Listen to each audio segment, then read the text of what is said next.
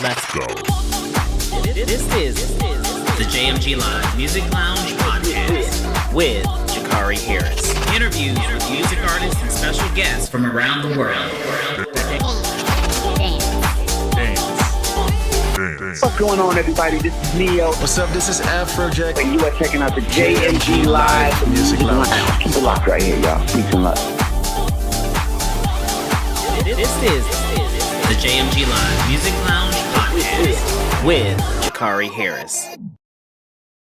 Just to get back to that question that I asked you last week that you started on, in what ways did the song Cheerleader change your life as an artist and as an individual? Well, I think Cheerleader was my breakthrough single. It was my breakthrough single because it placed me on a platform that was international. You know, I had world recognition, with this song. And I could tell by the reaction of the people whenever I performed this song anywhere in the world. Everybody was singing along to it. And that's really not an easy feat to accomplish as an artist, Yeah, definitely. Especially on your first album. That was your first album, Especially right? on my first album, of course. Yeah. Yeah, definitely. And what was the process in putting that song together? I mean, how did Cheerleader come about? Well, I always tell people this story. Like, Cheerleader is one of the most organic songs I've ever written. Like, it's one of the most natural. Everything just flowed when it came on to composing this track. And I think it came from a genuine place, so people connect with it really well because of that. Yeah. And 5 years later, the song is still doing well. It just hit 1 billion views on YouTube. How did you feel when you heard that it hit 1 billion views? Man, I personally just felt like Cheerleader was, safe to say, the gift that keeps giving, man. Yeah, definitely. Now, there's been so many successful artists from Jamaica, Shaggy, Sean Paul. How has your Jamaican roots influenced you as an artist? Well, I love the fact that I had so much musical influences and so many big names. We can start off with, Bob Marley. We can go to the younger generation, the Shaggy, the Sean Paul. You had so many people there paved the way for me. So many people who have had like that international breakthrough that most of us are looking for, so there was a lot for me to look up to, a lot for me to emulate, and I try to follow the good examples of these artists, Yeah, definitely. And so, the song hit 1 billion views. You're from Jamaica. You have these great Jamaican roots. Who are some artists that have inspired you? I know you mentioned Bob Marley, but is there anyone else that you're like, okay, I want to sing like this guy, or I want to play an instrument like this person? Yeah, most definitely. I mean, yeah, we know Bob Marley was a well-rounded artist. He also played an instrument, and that is something I always admired. Like, I think if I'm pursuing a craft, I wanna go more in depth. I don't just want to scratch the surface, if you know what I mean. So I think I followed in that footstep. That was also an influence on me. That crossover sound, that international sound, from Shaggy and Sean Paul was also a big influence on me, as I mentioned. When I was about 18, 19, I started, tapping a little bit more into the international music, the R&B. And I became a big fan of John Legend, still is today. I actually started singing, doing renditions of John Legend songs to train my voice, trying to find my sound. And people used to be like, yo, you sound like that dude, man. And I was like, yo, that's because he's like my idol. I really look up to John. I like the way he sings. I like the way he writes, Yeah. Well, I can see that a little bit because a couple of weeks ago when I was, looking you up and looking at your social media, and listening to some of your music videos, you do have that little bit of a John Legend sound to your voice a little bit. You have your own flavor, of course, but I can definitely hear it. Now, speaking of John, I know you played the piano as well, right? Because I've seen you on some of your Facebook posts playing piano. When did you learn to play?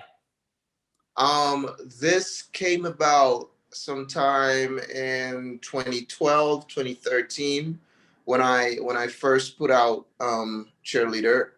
That's when I met Mr. Dillon. I met Clifton Specialist Dillon back in 2019, back in 2009. Sorry, and he's all about growth and development of artists, and the more interest you show, is the more interested he is in helping you to accomplish this. So one of the first thing he did was to create a studio space for me where I could record and practice at my own convenience. And that is something that I will forever be grateful for. And it was this opportunity that, landed me in a spot where I was able to, I play by ear, but I learned how to handle my way around the system, handle my way with the equipment and stuff, so I'm very grateful for that. Okay. And just listening to some of your music, most of them have a tropical sound to them. And, would you say that that's your style? I mean, obviously you're from Jamaica, you're used to, different drums and different kind of, international beats, but would you say you have like a tropical international sound to your music? How would you describe, the OMI sound? I do believe I have a signature sound, but I call it that, the OMI sound, because I don't like to put a lid or put myself in a proverbial box, so to speak. You know what I mean? I like to dabble a little bit into the arts. So I'm not just about, being one dimensional. I like a little bit of flavor. Come on, I'm Jamaican. You have to. We all about flavor right here, you know what I mean? Yeah. So I like to dabble it a little bit, and just explore the arts. So I don't like to put myself in a box, but I do know that I have a signature sound, and that's what I'm about. It's not about hitting all the runs and hitting the highest note, but it's about having that sound that when you start singing, people instantaneously know that this is this artist, Mm-hmm. Definitely. That is something I've always strived to accomplish. Yeah. You hear Stevie, that's Stevie. You hear Ray Charles, that's Ray Charles. You hear Michael Jackson, that's Michael Jackson. Like it doesn't matter what genre he is, what character he's in. He just has the sound. And you've worked with Felix. I believe his last name is Jahan. He's the DJ. Yeah. You work with him on Cheerleader. I think you also work with him on Masterpiece. What is it about Felix that you like that, makes you want to work with him, on your music? I think that Felix brings the other half, if you know what I mean. Like, I think he brings the other half. I'm not a greedy person. I'm not about feeling myself to the point where I believe that, it stops with me. If somebody else can come into the equation and bring something different and take it from 50 or 60% to 98 or 100, why not? I never get in the way of the music. Yeah. And I think he does that. Like, genuinely, he does that, Mm-hmm, mm-hmm. And who are some artists in addition to Felix that because I've followed him for a few years. I like his music also. But who are some other people besides him that's on the OMI playlist? Like, if you're just chilling at the house or you're at the beach or somewhere, who do you listen to? Man, I'm listening to a whole plethora of music right now. Like I'm in a hip hop, but to a degree. And I mean, no disrespect to the young cats right now, but there are only a few people in hip hop that I like my ears is able to tolerate. You know what I mean? I love Joyner Lucas. I love his music. I buy his album. I listen to all of the pop artists because I'm still in that genre, predominantly. So I do listen to pop artists, and I still go back to some of the oldies, like the oldies but goodies. Yeah. And speaking of hip hop, do you listen to some of the female hip hop artists, Megan Thee Stallion, Cardi B? Are you a fan of any of those ladies? Megan just dropped her album not too long ago, so everybody's still doing the body dance. And listen, I like I like when an artist is able to create something, I would say, from out of thin air. Just create something and people gravitate to it. People adopt to it and become something household. Like, I like that concept. I like that idea. I like when you're an innovator. It doesn't matter if, some people praise it or dislikes it, but you do it and it takes. I like to see that happen for an artist. I like when an artist is able to stand out for something. And just to go off topic a little bit, even when people like, yo, what do you say if people say you're a one-hit wonder? The conversation always comes up. And I'm like, yo, listen, it is best to be remembered for something Than for nothing at all. Than nothing at all. Just be producing a whole bunch of nothing, putting it out there. Nobody takes. It doesn't take. We've all been dealing with COVID-19, this whole year. How have you been coping? Obviously, they just rolled out a couple of vaccines here in the States and, other places around the world. But how have you been coping with, COVID-19 since, we're not performing and, doing concerts and live events right now? Yeah, I mean, I see everything that's happening right now in terms of, I feel really bad for everybody right now, including artists, because it's like we gotta be trying harder than we ever had to. You know what I mean? We have to go digital with so many stuff that we were accustomed to, our live performances, for instance. Now we got to be doing it online. It's a whole different flavor. It's a whole different feel. You know what I mean? Yeah. A lot of, we're losing a lot of family members to this thing. We're losing a lot of people that we care about, a lot of people in our circle, in our close circle. Everybody is touched by this in some way or another. Where, as it relates to a vaccine, man, I'm just on the sidelines waiting to see what happens. I'm not very vocal about what takes place in politics or certain things, but I'm on the sideline watching to see what happens. I'm not going to be no guinea pig for nobody, though. Yeah. That's where I'm at. And, your new single, Roller Coaster, is out now. How would you describe the song for someone who hasn't heard it yet? Yeah, I mean, Roller Coaster is, I think we've taken it up a notch in terms of what I'm known for. And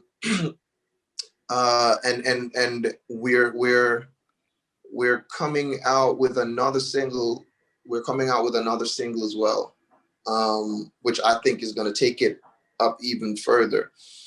I think Roller Coaster, though, is one of the songs that we all need right now in terms of, giving you that vibe because of how stressful these times have been. Mm-hmm. And do you have a certain process when you're making music? Like, do you go into the studio and you just start recording, or do you go in and you need to meditate, have some tea? Like, do you have a certain ritual that you go through before you start recording music? Light a big fire and dance around it. Yeah, exactly. Well, not really. I think my process is also very random. Because, all right, let's say, for instance, the other day I was in a car with my girl, my partner, and I was like, yo, just turn the radio off for a little bit. I'm getting something, and I was just there vibing. And, I looked over to her. I'm like, yo, what you think about that concept? And she was like, yo, that's wicked. And the next day I was in the studio and we went in at 10 in the morning, and by 3:30, 4 o'clock, we had a song. We recorded, we produced the beat, everything. We put it all together, and I had a song. I was playing a demo by 5 o'clock. So the process, it is so random. I always say my writing process has no respect for my time. It doesn't matter when. It could be 3 a.m. in the morning when I'm asleep and it wakes me up and I got to get up and get on that piano and start composing. Right. Well, I mean, that's all part of being a creative person, right? Because you never know when it's going to hit you. It could be 3 a.m. It could be, like you say, in your car, any time of the day. Exactly. And it only takes you that moment to to just obey that call. You know what I mean? And you never know where it might get you. It might get you a billion views, you know, Right. and a few platinums around the world. Exactly. That's your diamond on that wall, and it only took you like a few minutes to get up and heed that call, you know. Yeah, definitely. Do you have anybody in particular that you would like to collaborate with? Like, is there one artist that, that you haven't even met yet, but you definitely want to work with them? Definitely. I want to do something with Burna Boy. I definitely Okay. want to. I want to hear what that sound like. I know I have a fan base. I have a fan base in the African region. I just, because of everything, and we were supposed to visit, like, for years. We were supposed to go there, and at the time when it should have happened, and here we go, COVID-19. So I'm hoping that 2021 will bring like a brand new. Sorry. Yeah, I'm hoping that 2021 will kind of, bring some kind of normal, so we can travel again. JMG Live Music Lounge.